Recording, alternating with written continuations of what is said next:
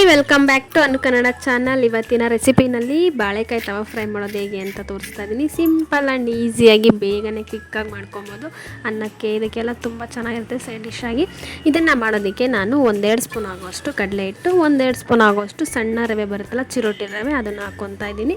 ಅದಾದಮೇಲೆ ಒಂದು ಸ್ಪೂನ್ ಖಾರದ ಪುಡಿ, ಒಂದು ಸ್ವಲ್ಪ ಅರಿಶಿನ, ಒಂದು ಅರ್ಧ ಸ್ಪೂನ್ ಆಗುವಷ್ಟು ಚೆನ್ನ ಮಸಾಲ ಬರುತ್ತಲ್ಲ ಅದು, ಅದಾದಮೇಲೆ ಧನಿಯಾ ಮತ್ತು ಸ್ವಲ್ಪ ಉಪ್ಪು. ಇದಿಷ್ಟು ಮಸಾಲೆಗಳನ್ನೆಲ್ಲ ಹಾಕಿ ಕ್ಲೀನಾಗಿ ಮಿಕ್ಸ್ ಮಾಡ್ಕೊಬೇಕು. ಚೆನ್ನ ಮಸಾಲ ಇಲ್ಲ ಅಂತ ಅಂದರೆ ಗರಂ ಮಸಾಲ ಇದ್ದರೆ ಅದನ್ನು ಹಾಕ್ಕೊಬೋದು. ನಾನಿವತ್ತು ಇದರಲ್ಲಿ ಚೆನ್ನ ಮಸಾಲ ಯೂಸ್ ಮಾಡ್ತಾ ಇದ್ದೀನಿ.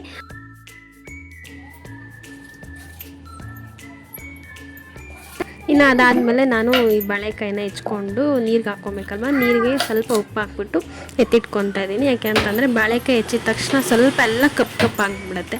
ಹಾಗಾಗಿ ನಾನು ಅದನ್ನು ಫಸ್ಟು ನೀರಿಗೆ ಉಪ್ಪು ಹಾಕ್ಬಿಟ್ಟು ಇಟ್ಕೊಂಡಿದ್ದೀನಿ. ಇನ್ನು ಅದಾದಮೇಲೆ ನಾನು ಬಾಳೆಕಾಯಿನ ಈ ಥರ ಕಟ್ ಮಾಡ್ಕೊತಾ ಇದ್ದೀನಿ. ತುಂಬ ಚಿಕ್ಕದಾಗುವಲ್ಲ, ತುಂಬ ದೊಡ್ಡದಾಗುವಲ್ಲ, ಮೀಡಿಯಮ್ ಸೈಜಲ್ಲಿ ಈ ಥರ 1ರಲ್ಲಿ 2 ಮಾಡಿಕೊಂಡು ಅದರಲ್ಲಿ ಮತ್ತೆ ಮಧ್ಯೆ ಒಂದು ಸತಿ ಮಾಡಿಕೊಂಡು ಈ ಥರ 4 ಕಟ್ ಮಾಡ್ಕೊತಾ ಇದ್ದೀನಿ. ನಿಮಗೆ ಯಾವ ಥರ ಬೇಕಾಗುತ್ತೋ ಅದೇ ಥರ ನೀವು ಕಟ್ ಮಾಡ್ಕೊಬೋದು. ಇನ್ನು ಇದನ್ನು ನೀರಲ್ಲಿ ಹಾಕ್ಬಿಟ್ಟು ಸ್ವಲ್ಪ ಚೆನ್ನಾಗಿ ತೊಳ್ಕೊಂಡು ಅದರಲ್ಲೇ ಬಿಟ್ಕೊಂಡ್ರೆ ಸ್ವಲ್ಪ ಕಪ್ಗಾಗಲ್ಲ ಬೇಗನೆ. ಇದು ಕಟ್ ಮಾಡಿರೋವಂಥ ಬಾಳೆಕಾಯಿನೆಲ್ಲ ನಾವು ಫಸ್ಟೇ ಮಿಕ್ಸ್ ಮಾಡಿ ಇಟ್ಕೊಂಡಿರ್ತೀವಲ್ಲ ಮಸಾಲ ಐಟಮು, ಅದಕ್ಕೆ ಒಂದೊಂದೇ ಈ ಥರ ಡಿಪ್ ಮಾಡಿಬಿಟ್ಟು 2 ಸೈಡು ಕ್ಲೀನಾಗಿ ಹತ್ಕೊಬೇಕು. ಆ ಥರ ಕ್ಲೀನಾಗಿ ಪ್ರೆಸ್ ಮಾಡಿ ಈ ಥರ ಹಚ್ಕೊಂಡ್ರೆ ಚೆನ್ನಾಗಿ ಕ್ಲೀನಾಗೆಲ್ಲ ಮಸಾಲೆ ಎಲ್ಲ ಹತ್ಕೊಳ್ಳುತ್ತೆ. ಇದೇ ಥರನೇ ನಾನು ಎಲ್ಲದನ್ನು ಮಿಕ್ಸ್ ಮಾಡಿ ಎತ್ತಿಟ್ಕೊತಾ ಇದ್ದೀನಿ. ಎತ್ತಿಟ್ಕೊಂಡಿದ್ದಾದಮೇಲೆ ಒಂದು ಪ್ಯಾನ್ಗೆ, ನಮಗೆ ಒಂದು ಅಗಲ ಪ್ಯಾನ್ ಇರುತ್ತಲ್ಲ ಆ ಥರ ತೊಗೊಬೋದು. ಇಲ್ಲಾಂದರೆ ಹಂಚು ಇರುತ್ತಲ್ಲ ಅದರಲ್ಲಿ 1-2 ಸ್ಪೂನ್ ಆಗೋಷ್ಟು ಆಯಿಲ್ ಹಾಕ್ಕೊಂಡು, ಇನ್ನು ಎಣ್ಣೆ ಕಾದಾದಮೇಲೆ ಇದನ್ನು ಒಂದೊಂದೇ ನಾವು ಬಾಳೆಕಾಯಿನ ಹಾಕ್ಕೊಂಡು ಫ್ರೈ ಮಾಡ್ಕೊಬೇಕಾಗುತ್ತೆ. ಒಂದು ಸೈಡ್ ಮತ್ತು 2 ಸೈಡು ಕ್ಲೀನಾಗಿ ಚೆನ್ನಾಗಿ ಫ್ರೈ ಮಾಡಿಕೊಂಡ್ರೆ ತುಂಬ ಚೆನ್ನಾಗಿ ಅನಿಸುತ್ತೆ.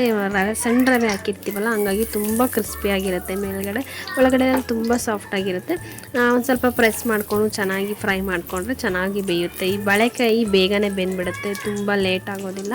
ಸ್ವಲ್ಪ ಪೇಷನ್ಸಿಂದ ನಾವು ನೀಟಾಗಿ ಗಮನ ಕೊಟ್ಟು ಮಾಡಿದರೆ ತುಂಬ ಚೆನ್ನಾಗಾಗುತ್ತೆ. ಯಾವುದೇ ಅಡುಗೆನೇ ಆಗಲಿ ನಾವು ಪ್ರೀತಿಯಿಂದ ಕುಕ್ ಮಾಡಿದರೆ ಅದು ಯಾವಾಗಲೂ ತುಂಬ ಟೇಸ್ಟಾಗಿ ಇರುತ್ತೆ. ಮಾಡೋ ಕಡೆ ಇಂಟ್ರೆಸ್ಟ್ ಇರಬೇಕಷ್ಟೇ ನಮ್ಗೆ ಯಾವಾಗಲೂ. ಇನ್ನು ಇದು 2 ಕಡೆ ಚೆನ್ನಾಗಿ ಫ್ರೈ ಮಾಡ್ಕೊತಾ ಇದ್ದೀನಿ.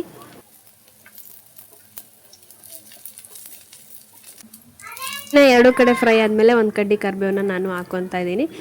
ಎಣ್ಣೆಯಲ್ಲಿ ಇದು ಫ್ರೈ ಆದರೆ ಚೆನ್ನಾಗಿರುತ್ತೆ ತಿನ್ನೋಕ್ಕೆ ಅಂತ ಹೇಳ್ಬಿಟ್ಟು ಒಂದು ಕಡ್ಡಿ ಕರಿಬೇವು ಹಾಕ್ಕೊಂಡು ಅದನ್ನು ಅದ್ರ ಜೊತೆಗೆ ಫ್ರೈ ಮಾಡ್ಕೊತಾ ಇದ್ದೀನಿ. ಇನ್ನು ನೆಂಚ್ಕೊಳ್ಳೋದಕ್ಕೆ ಅನ್ನಕ್ಕೆ ಮತ್ತು ಸೈಡ್ ಡಿಶ್ಶಾಗಿ ತುಂಬ ಚೆನ್ನಾಗಿರುತ್ತೆ ಕ್ರಿಸ್ಪಿಯಾಗಿ.